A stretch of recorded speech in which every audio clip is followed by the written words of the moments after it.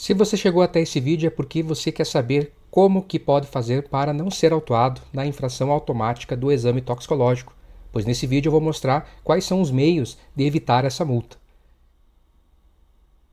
Seja bem-vindo ao Cadore Trânsito, eu me chamo Eduardo Cadore, sou especialista em trânsito e tenho me debruçado sobre o tema nos últimos anos, com produtos e cursos na área do exame toxicológico. Então, a questão que surge muito em relação aos motoristas de categoria C, D ou E é a forma de se livrar dessa autuação. Quais são as possibilidades previstas hoje na legislação de trânsito referente ao exame toxicológico? Essa infração do artigo 65D, que é de deixar de realizar o exame toxicológico periódico, que é aquele exame a cada 2 anos e 6 meses, e passados 30 dias desse tempo, a pessoa já está sendo autuada automaticamente. Alguns DETRANs já começaram e já são dezenas de milhares de condutores autuados no artigo 65D, pegos desprevenidos, que não sabiam que estavam sujeitos a essa autuação automática, essa multa de balcão, como se costuma dizer. Então vamos entender um pouco aqui as duas formas de você evitar a autuação e uma terceira forma, que é de você tentar, mesmo após ter sido autuado, tentar reverter isso. Então vamos lá. Eu trago aqui para você a resolução do CONTRAN, Conselho Nacional de Trânsito, resolução 1009, ela é do dia 24 de abril de 2024, foi publicada no dia seguinte, e ela fez alterações importantes em 3 resoluções do CONTRAN. Uma delas trata justamente do processo de formação de condutores, outra trata sobre o exame toxicológico e ainda uma alteração em relação às fichas de fiscalização lá do Manual Brasileiro de Fiscalização de Trânsito. Então essa resolução 1009, ela vai nos trazer ali uma inclusão na resolução 789 de 2020, que é a resolução que trata do processo de formação de condutores. Lá ele colocou o artigo 6º-A, dizendo o seguinte: o condutor, deixa eu dar um zoom aqui para ficar melhor, o condutor poderá a qualquer momento solicitar o cancelamento da sua CNH junto ao órgão entidade executiva de trânsito responsável pelo registro, sem a necessidade de apresentar motivação. O que quer dizer isso? Que a pessoa que não está mais utilizando a sua habilitação, ela pode se dirigir até o DETRAN do seu estado e fazer ali uma solicitação de cancelamento, dizer: olha, eu não quero mais ter essa habilitação, eu não dirijo mais, eu não quero mais conduzir. Esse cancelamento já existia a possibilidade, apesar de não estar expressamente prevista em resolução ou em lei, e muitos DETRANs exigiam que a pessoa fizesse um novo exame médico, por exemplo, e que falasse para o médico colocar inaptidão. Na verdade, o médico, no exame de aptidão física e mental, pode determinar que a pessoa é incapaz de conduzir um veículo devido às questões de saúde, mas não havia previsão de ele colocar ali a pedido da pessoa o inapto. Então hoje, com essa alteração, é possível a pessoa direcionar-se lá para o DETRAN e dizer: olha, eu não quero mais conduzir, então eu quero cancelar essa habilitação. O problema de fazer isso é que esse cancelamento ele vai realmente fazer com que você perca a sua habilitação para sempre. Ou seja, se você resolver voltar a dirigir por algum motivo, mudou de ideia, hoje, como está na legislação, você vai ter que fazer todo o processo de primeira habilitação novamente. Então imagine você na situação de categoria D ou E, né, as categorias mais altas aí. E aí você faz a solicitação do cancelamento e daqui a alguns anos você resolve voltar a dirigir, você vai ter que fazer lá o processo de primeira habilitação categoria B novamente.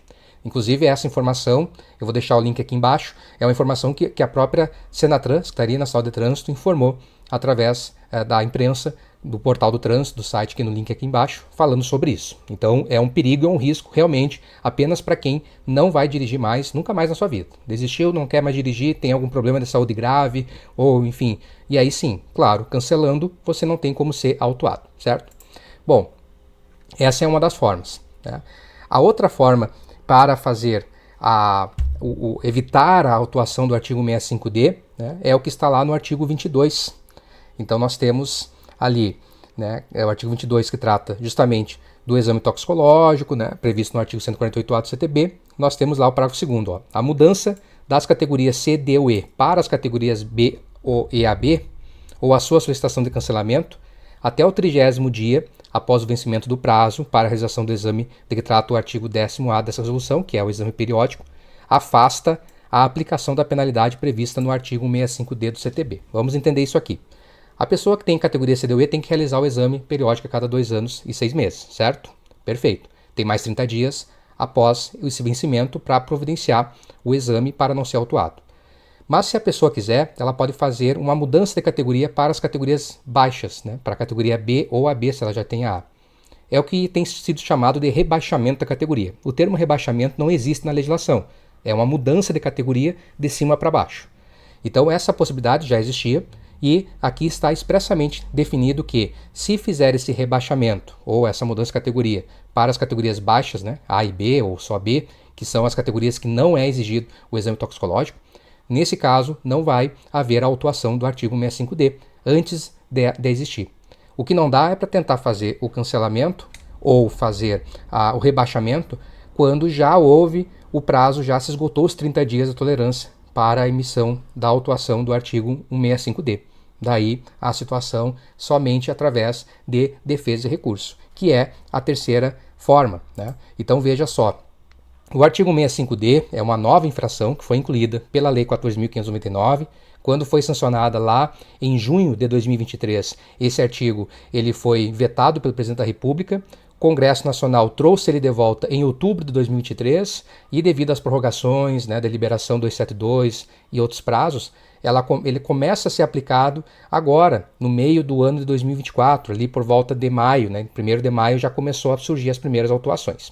Bom, como que funciona nessa situação da defesa e recurso?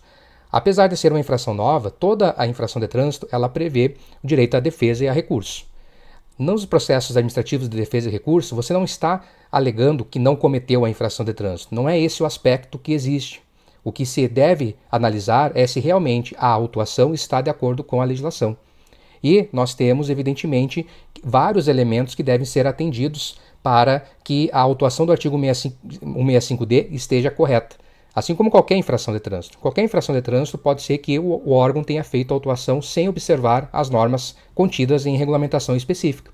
Então, quando nós olhamos lá, vamos voltar aqui, para a resolução 1009, nós vamos encontrar as fichas de fiscalização dos artigos, inclusive do artigo 65D. Então, se a ficha não for atendida, que traz aqui todos os procedimentos, tem vários procedimentos, tem várias informações valiosíssimas, necessárias que o órgão, no caso o DETRAN, que é o órgão nessa infração que tem a competência de autuar, deve observar. Se a notificação e a autuação não tiver esses dados, já é uma base, uma tese para você atacar contra essa autuação. Então, os erros formais é o que no processo administrativo efetivamente a gente busca encontrar para se defender de qualquer autuação, inclusive o artigo 65D. Eu tenho visto as pessoas com alguns receios em relação ao 65D por ser uma infração que não tem placa, né, não é atrelada ao veículo, é atrelada à pessoa, ao RENASH da pessoa, mas o procedimento é o mesmo, né? O DETRAN vai notificar, vai ser aberto o prazo, que também tem prazo para ser observado. A gente tem visto que tem DETRANs que não estão observando o prazo mínimo de defesa, já tem uma nulidade aí. Vai verificar se a autuação que existe lá no órgão está correta, se a notificação que chegou no endereço do condutor está correta também, se está com todos os dados. Muitos órgãos não estão colocando todos os dados, o que também compromete a lisura desse processo administrativo e que acaba sendo elementos que podem ser utilizados. Muitas pessoas não confiam, não acreditam que defender de autuação resolve. Mas nesse caso de você que já foi autuado, que não tem como mais evitar que já aconteceu a autuação, o único caminho que você tem é buscar a defesa, o recurso administrativo ou mesmo judicial. Então é um mecanismo que existe, previsto em lei, que é o processo administrativo, direito à ampla defesa, e que você vai poder utilizar. E pensando nisso é que a gente criou inclusive um curso que teve mais de 2 horas de duração, 2 horas e 20, com mais de uma dúzia de teses em que a gente analisou aspectos que devem ser observados pelo órgão e que não têm sido observados, teses que você vai poder utilizar no seu caso concreto. Você vai ver se no seu caso ou no caso do seu cliente apresenta aquela falha, vai poder utilizar as mesmas teses. Além disso, um modelo de defesa prévia de um caso concreto que eu trabalhei. Então eu peguei um caso que é muito semelhante aos casos que estão acontecendo em boa parte dos DETRANs que estão fazendo essa autuação e trabalhei em cima, montei ali um modelo que você também vai poder baixar e fazer as edições, fazer as adequações. Evidentemente, cada caso é um caso, mas ali já tem toda a base legal, teórica, também referente ao exame toxicológico periódico e o artigo 65D. Né? Então, essa possibilidade que você tem, caso você esteja ainda não familiarizado com o assunto, é de adquirir, o link vai ficar aqui embaixo, esse material, que além de um curso, de uma grande aula sobre o tema, os slides que a gente apresentou com as teses, também um modelo de defesa para você adaptar. E também eu vou deixar outro link aqui embaixo do nosso curso de fiscalização do exame toxicológico, em que a gente estuda todas as 4 fichas de fiscalização do exame. Então, se você quer aprofundar o seu conhecimento sobre o exame toxicológico da parte das penalidades, esse é o curso também ideal. E se você adquirir os dois, você tem aí todas as ferramentas possíveis que existem hoje para você atacar realmente essa autuação e defender o seu cliente ou defender o seu interesse contra essa autuação do exame toxicológico, certo? Então, já deixa seu like, se inscreve aqui no canal, compartilha para mais pessoas verem e aproveita aqui no canal que tem mais vídeos sobre o exame toxicológico que eu já gravei aqui também. E a gente se vê numa próxima oportunidade. Até mais!